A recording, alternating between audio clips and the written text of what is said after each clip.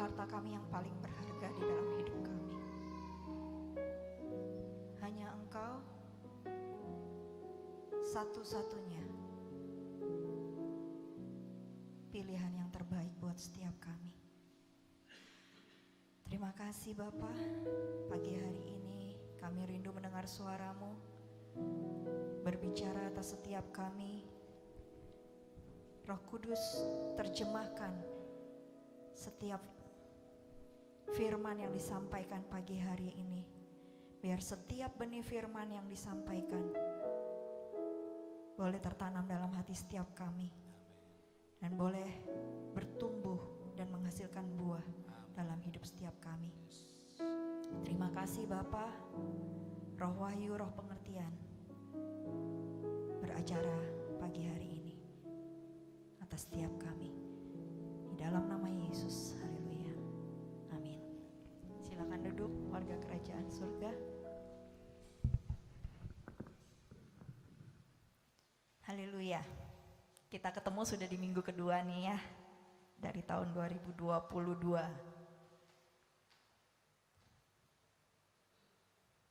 Excited Bapak Ibu Saudara? Masih panjang. Wah, saya ditinggal sendiri, kosong. Oke.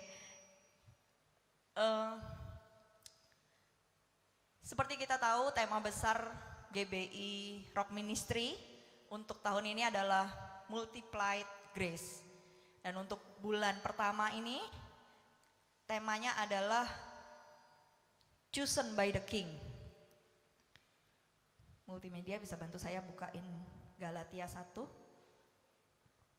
Ayatnya diambil dari Galatia 1 ayat 15. Demikianlah firman Tuhan.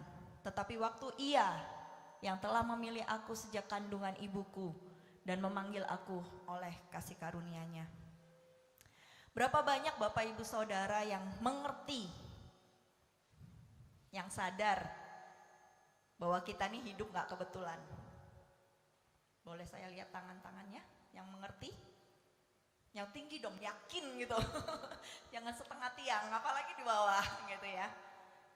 Iya. Tuhan katakan bahwa Ia, yaitu Tuhan sendiri, telah memilih kita sejak kandungan ibu kita. Bahkan ada ayat firman Tuhan yang berkata bahwa sebelum dunia dijadikan, Tuhan sudah memilih kita. Keren gak? Keren loh Bapak Ibu Saudara. Siapa kita yang bisa beroleh kasih karunia dipilih sama Tuhan jadi anak-anaknya? Bapak Ibu Saudara tahu ya, ada syarat untuk seseorang bisa dipilih. Saya nih suka nonton drama Korea yang temanya kerajaan-kerajaan Bapak Ibu Saudara. Dari situ ya, selain hiburan, saya juga belajar.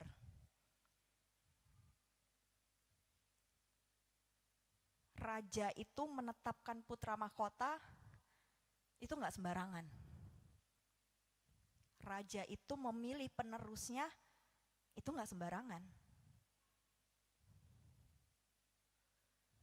Begitu juga Tuhan yang adalah Bapa kita, yang adalah Raja segala raja. Dia memilih saya dan saudara gak sembarangan. Gak sembarangan. Saya bisa katakan bahwa harus ada perkenanan di hati Bapa atau di hati seseorang untuk memilih seseorang. Contohnya, saya misalkan saya katakanlah saya punya satu perusahaan, katakanlah seperti itu. Untuk memilih orang yang akan menjalankan perusahaan saya pasti harus memilih seseorang yang berkenan di hati saya. Betul apa enggak? buat yang punya perusahaan pasti mengerti ya, nggak sembarangan milih karyawan, apalagi orang kepercayaan. Nah, kerennya nih Bapak Ibu Saudara, kerennya nih, Tuhan tuh milik kita sebelum kita ada di dalam kandungan loh. Kita belum buat apa-apa, kita belum lahir, tapi dia udah pilih kita.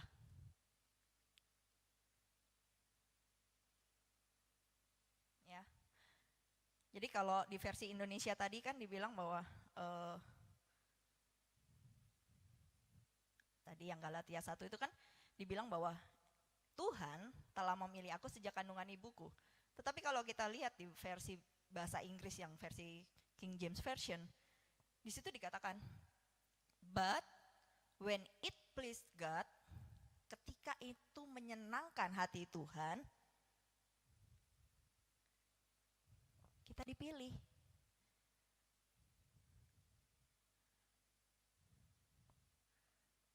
Ya. Kita belum buat apa-apa loh Bapak Ibu Saudara. Belum bikin apa-apa.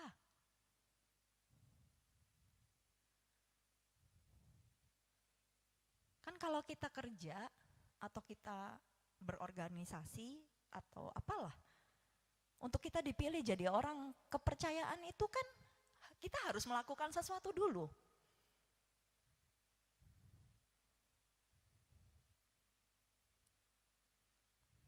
Kita harus mengerti bahwa Tuhan tuh gak main-main sama kita.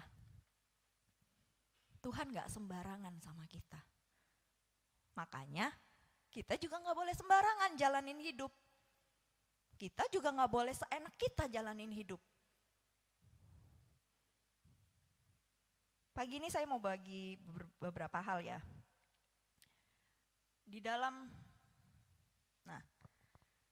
dalam Tuhan memilih setiap kita, ada terkandung tujuan Tuhan. Ayo ngomong sama diri kita sendiri. Ada tujuan Tuhan dalam hidupku. Sekali lagi, ada tujuan Tuhan dalam hidupku. Yang pertama Bapak Ibu Saudara, kita baca di Roma 8 ayat 29.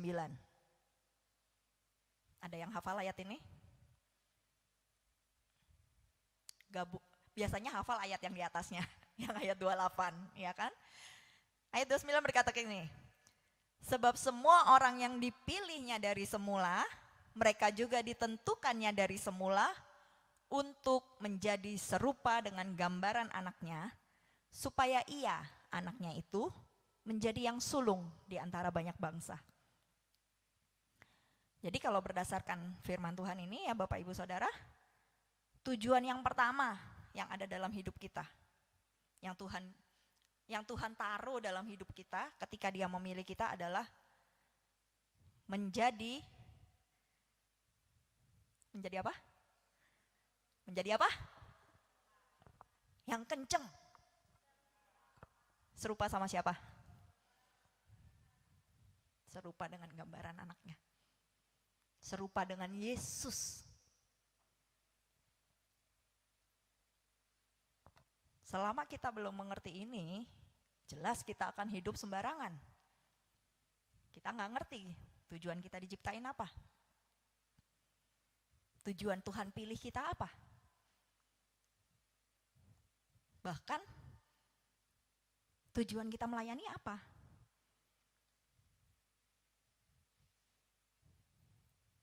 Jadi yang pertama itu menjadi serupa dengan gambaran Yesus. Selama 1 tahun kemarin dari tempat ini terus-menerus diajarkan untuk menjadi serupa dan segambar dengan Yesus. Selalu lemah lembut, rendah hati, sangkal diri, pikul salib. Lemah lembut, rendah hati, sangkal diri, pikul salib. Diulang terus, lemah lembut, rendah hati, sangkal diri, pikul salib. Masuk tahun 2022, nggak berhenti. Lemah lembut, rendah hati, sangkal diri, pikul salib. Ternyata, kenapa kita harus melatih diri kita untuk selalu lemah lembut, rendah hati, sangkal diri, pikul salib? Ya karena kita harus menjadi serupa dengan Yesus.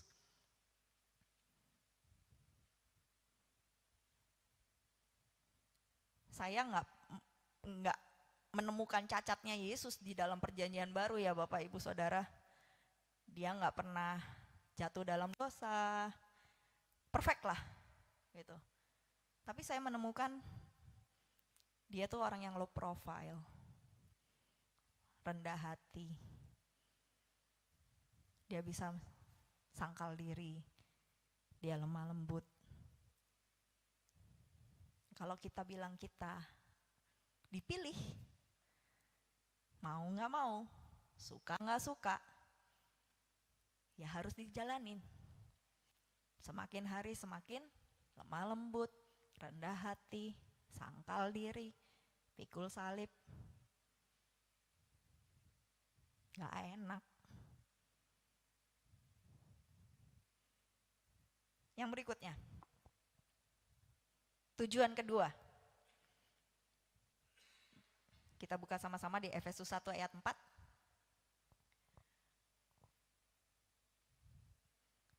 Sebab di dalam Dia Allah telah memilih kita sebelum dunia dijadikan, supaya kita kudus dan tak bercacat di hadapannya. Sebab di dalam Yesus Kristus Allah telah memilih kita. Sebelum apa? Sebelum dunia dijadikan. Supaya kita kudus, gak bercacat di hadapan Tuhan. Minggu lalu, waktu mau kurang lebih lah hari Minggu juga, waktu mau ibadah, pas saya lagi siap-siap, tiba-tiba Tuhan tuh ngomong kayak gini. Dan Pak Gembala menyampaikan juga sebelum firman ya. Tuhan bilang gini, persembahan yang berkenan di hadapanku adalah hidupmu yang kudus dan tidak bercacat. Saya diem Bapak Ibu Saudara. Maksudnya apa? Maksudnya apa Tuhan? Kalau ada yang follow Instagramnya GBI Rock Sampit kemarin diposting tuh. Di situ dibilang gini, Tuhan tuh ngomong gini sama saya. Tuhan itu suka korban bakaran, korban sembelihan tuh lemak. Bener nggak? Kalau baca Alkitab, ada yang udah pernah baca dari awal sampai akhir, pasti menemukan bahwa Tuhan itu suka lemak tuh bagiannya Tuhan, jeroan tuh bagiannya Tuhan. Terus korbannya tuh harus nggak bercacat, ya kan? Harus baik, yang terbaik. Tuhan tuh bilang gini, kadang hidup kita itu kita ngomong, Tuhan ini hidupku, aku persembahkan sama Tuhan. Tapi kita nggak mengalami kematian Bapak Ibu Saudara. Ketika kita disakiti, kita ngamuk. Kok ngamuk gitu kata anak saya. Ketika kita direndahkan orang, sakit hati, tersinggung. Bahkan ketika kita ditegur pun kita bisa tersinggung loh.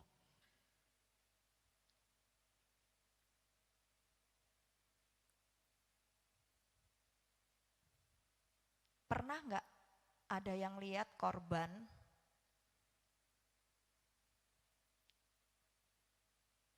sebelum dibakar itu ditaruh hidup-hidup?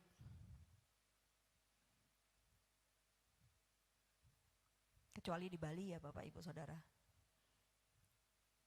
Kalau bikin babi guling itu emang dibakar langsung. Nggak ada kan? Kambing, domba yang harus dibakar itu harus disembeli dulu kan? Mati dulu.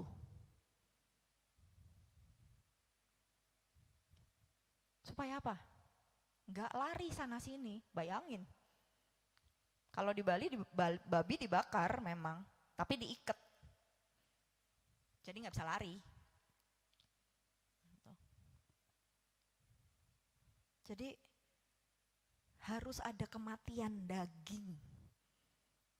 Setiap waktu, setiap saat. Buang gengsi, buang istilahnya, orang kalau bilang nggak punya harga diri, whatever gitu loh. Kenapa? Karena firman Tuhan pun bilang, ketika kita mau hidup semakin serupa dengan Kristus, itu dunia nganggap kita BODO. Hah? Kenapa dianggap bodoh? Kita yang disakitin, kita yang datang minta maaf. Dianggap bodoh nggak sama dunia? Dianggap gila nggak? Pasti dibilang gini, lah ngapain kamu datang minta maaf? Orang kamu yang disakiti kok. Orang dia yang bermasalah.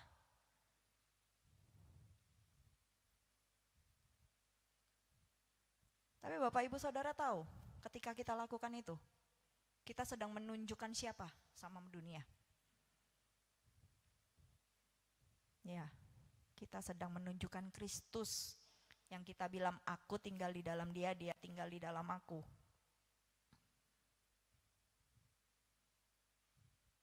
Ketika kita mau mematikan daging kita, perbuatan-perbuatan daging kita nih, kita sedang mempersiapkan diri kita sebagai persembahan yang kudus, yang hidup, dan yang tak bercelah, berkenan di hadapan Bapa.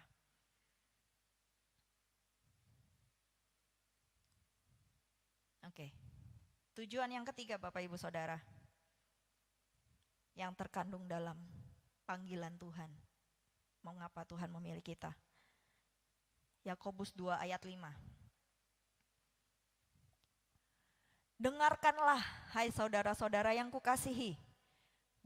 Bukankah Allah memilih orang-orang yang dianggap miskin oleh dunia ini untuk menjadi kaya dalam iman dan menjadi ahli waris kerajaan yang telah dijanjikannya kepada barang siapa yang mengasihi Dia? Yang ketiga, tujuan panggilan Tuhan atau Tuhan memilih kita itu menjadi kaya dalam iman dan menjadi ahli waris kerajaan.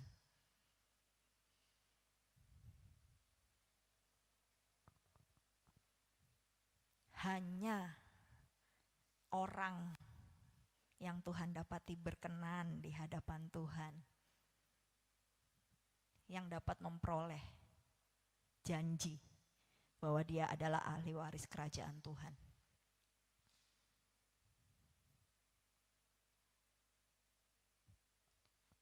Saya mau kasih satu contoh di dalam Alkitab Bapak Ibu Saudara. Orang yang Tuhan pilih, manusia ya. Kalau Yesus itu Allah yang menjelma menjadi manusia. Dia 100% manusia, dia 100% Allah.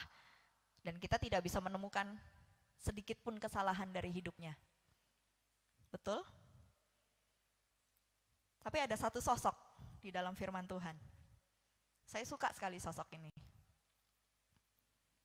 Ada yang tahu? Siapa Yun? Daud. Daud ini manusia 100% Bapak Ibu Saudara. Sama kayak kita. Sama kayak kita. Dia bisa melakukan kesalahan. Dia bisa jatuh.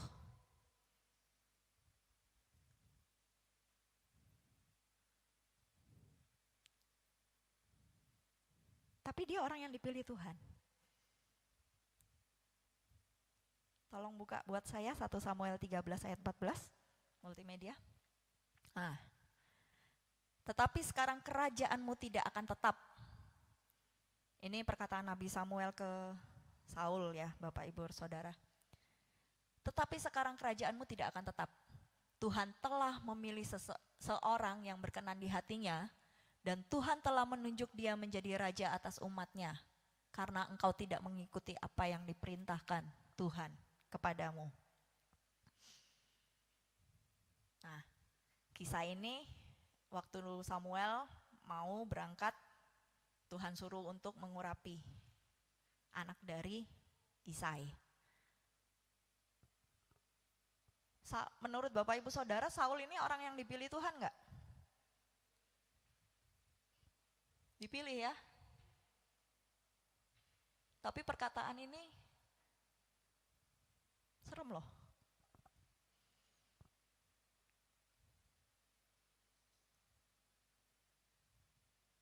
Janji Tuhan tuh dicabut dari Saul,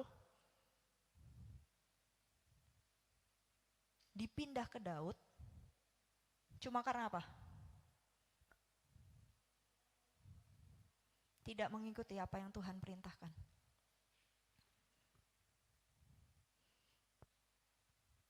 Ada perbedaan dari Daud dan Saul. Daud juga melakukan beberapa kali melakukan hal yang tidak berkenan di hadapan Tuhan. Tapi janji Tuhan tetap atas hidupnya. Kalau saudara baca di 2 Samuel pasal 12 ayat 1 sampai 23 itu ada kisah di mana Daud jatuh dalam perzinahan dengan Batsheba ya. Lalu kemudian dia mendesain, membuat strategi untuk membunuh Uria. Jelas gak berkenan kan Bapak Ibu Saudara di hadapan Tuhan? Terus Tuhan suruh Nabi Nathan buat tegur Daud.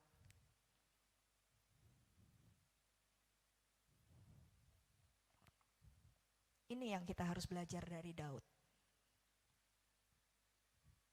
Setiap kita masih manusia yang masih bisa, walaupun kita sudah berjalan nih sama Tuhan, kita udah lemah lembut, rendah hati, sangkal diri, pikul salib.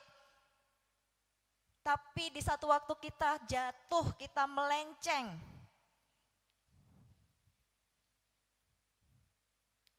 Ada kuncinya supaya perkenanan Tuhan tuh gak hilang.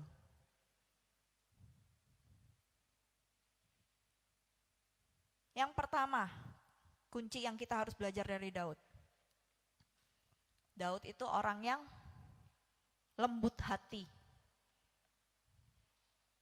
Multimedia bisa bantu bukain 2 Samuel 12 ayat 13. Nih, ini waktu Nabi Nathan menyampaikan apa yang Tuhan suruh sampaikan ya, teguran-tegurannya. Di situ Daud bilang ini, aku sudah berdosa kepada Tuhan.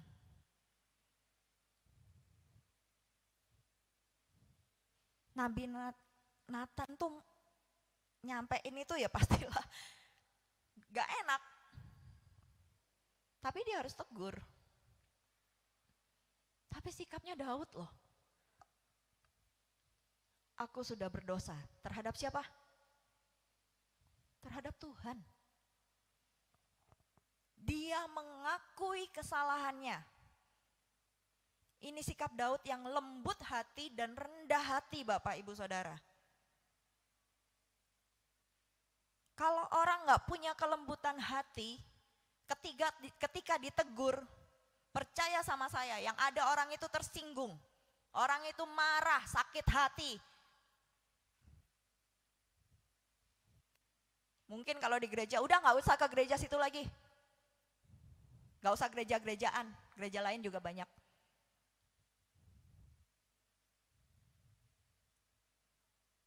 Saya pernah di posisi itu, tersinggung. Udah males, gak usah gereja lah, online aja.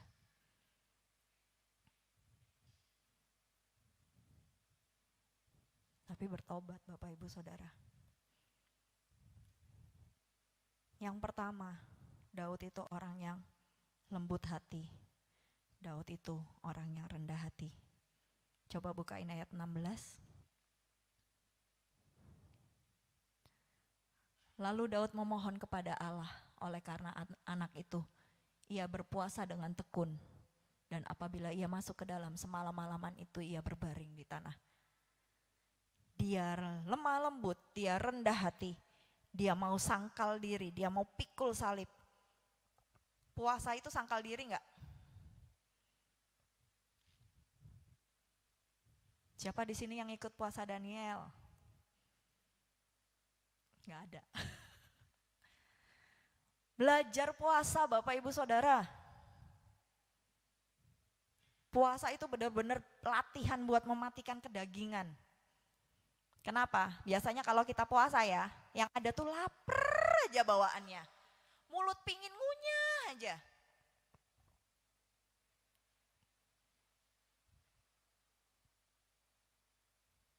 Ini sikap hati Daud. Dia sangkal diri, dia rendahkan dirinya di hadapan Tuhan. Untuk memperoleh apa? Dia minta supaya anak yang dikandung Batsheba tuh gak mati. Dia minta kasih karunia Tuhan, perkenanan Tuhan.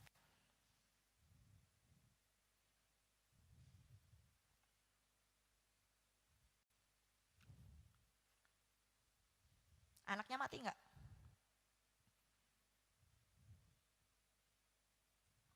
Kita baca ayat 22 dan 23 ya. Jawabnya. Ini jawaban Daud sama orang-orang di istananya.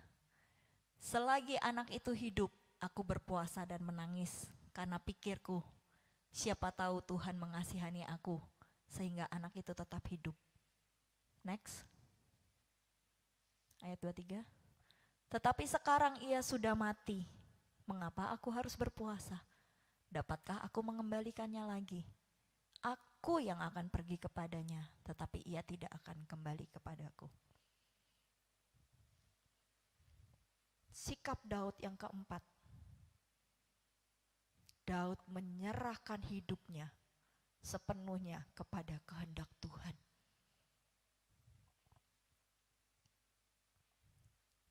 Kadang kita berpikir, Tuhan aku udah doa, aku udah puasa minta, tapi kok hasilnya gak sesuai sama yang aku mau.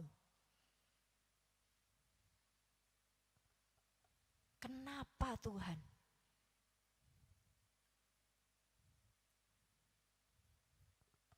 Berapa banyak Bapak Ibu Saudara tahu orang atau mungkin kita sendiri yang kemudian jadi pahit sama Tuhan.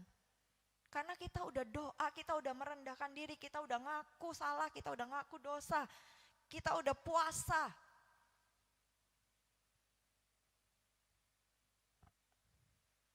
Tapi hasilnya beda sama yang kita mau.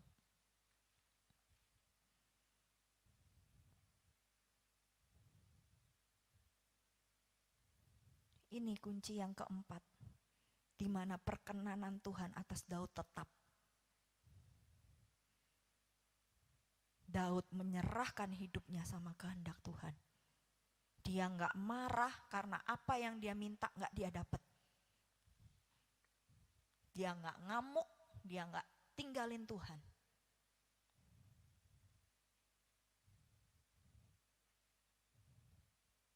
Ini yang bikin Daud dan Saul itu berbeda di hadapan Tuhan, Bapak Ibu Saudara. Saul waktu ditegur Samuel ketika dia gak taat sama Tuhan, yang dia lakukan apa? Dia nyalain orang lain. Oh, itu rakyatku yang ngambil. Waktu disuruh menumpas habis satu bangsa tuh loh. Itu rakyatku yang iniin. Dia gak mau menanggung salah, padahal dia yang nyuruh. Dia gak mau rendah hati ngaku iya aku salah. Mungkin kalau dia rendah hati kisahnya beda Bapak Ibu Saudara.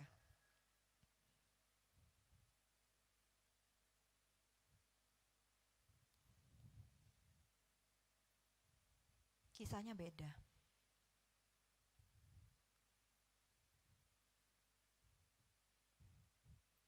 Kita orang-orang yang dipilih Tuhan. Yes. Kita orang-orang yang mendapatkan perkenanan Tuhan atas hidup kita. Yes. Tapi kita harus ingat, kita harus menjaga baik-baik kasih karunia yang Tuhan sudah kasih sama kita.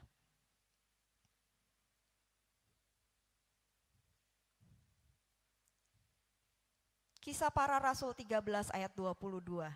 Ayat terakhir Bapak Ibu Saudara. Mengatakan seperti ini. Setelah Saul disingkirkan, Allah mengangkat Daud menjadi raja mereka.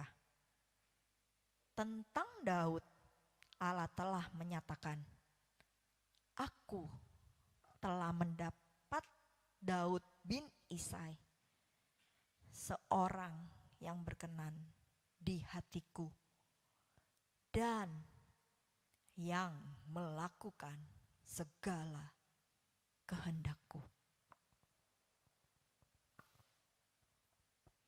Ini di perjanjian baru Bapak Ibu Saudara.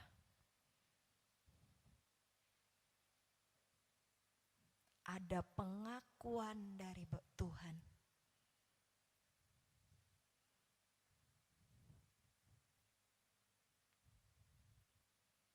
Ada pengakuan dari Tuhan bahwa Tuhan berkenan atas hidup Daud. Dalam bahasa Inggrisnya dibilang, I found David, a man after my own heart. Orang setelah hatiku.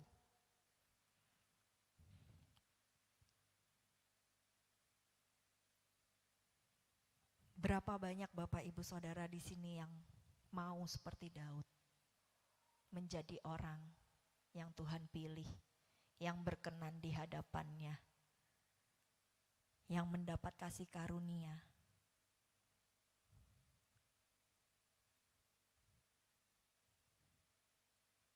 Pagi ini Bapak Ibu Saudara,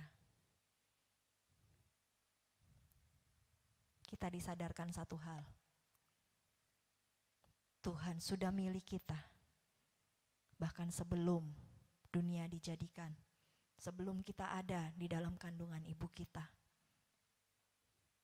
Tuhan gak pernah mau satupun dari kita yang Tuhan sudah pilih berakhir seperti Saul, berakhir seperti Yudas. Tuhan gak mau. Itu sebabnya pagi hari ini, di awal tahun ini, izinkan saya bilang, hati-hati dengan pilihan hidup kita.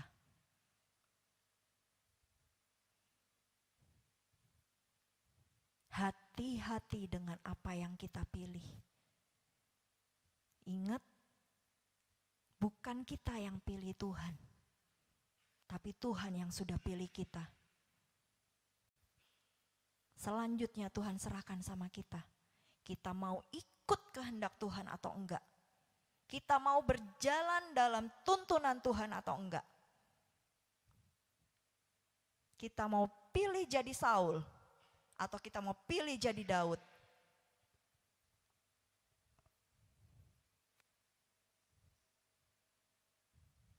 Pagi ini saya mau bilang, jangan keluar dari panggilan yang Tuhan sudah tetapkan atas hidup kita. Kita ditetapkan, kita dipanggil, kita dipilih untuk menjadi serupa dengan gambar Tuhan. Serupa dengan gambar Yesus. Kudus, gak bercacat di hadapan Tuhan. Supaya kita kaya dalam iman. Dan jadi ahli waris kerajaan Allah. Berapa banyak Bapak Ibu Saudara mau rekomitmen hidup Anda pagi hari ini di hadapan Tuhan? Ambil waktu Bapak Ibu Saudara, mumpung masih di awal tahun.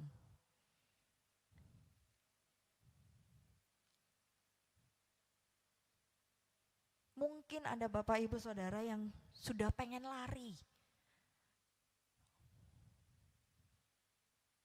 Kalau Bapak Ibu Saudara pagi ini dalam kondisi pengen lari dari Tuhan, Anda ada di tempat ini bukan kebetulan. Tuhan mau Anda dengar bahwa Tuhan memilih Anda dan Tuhan mengasihi Anda.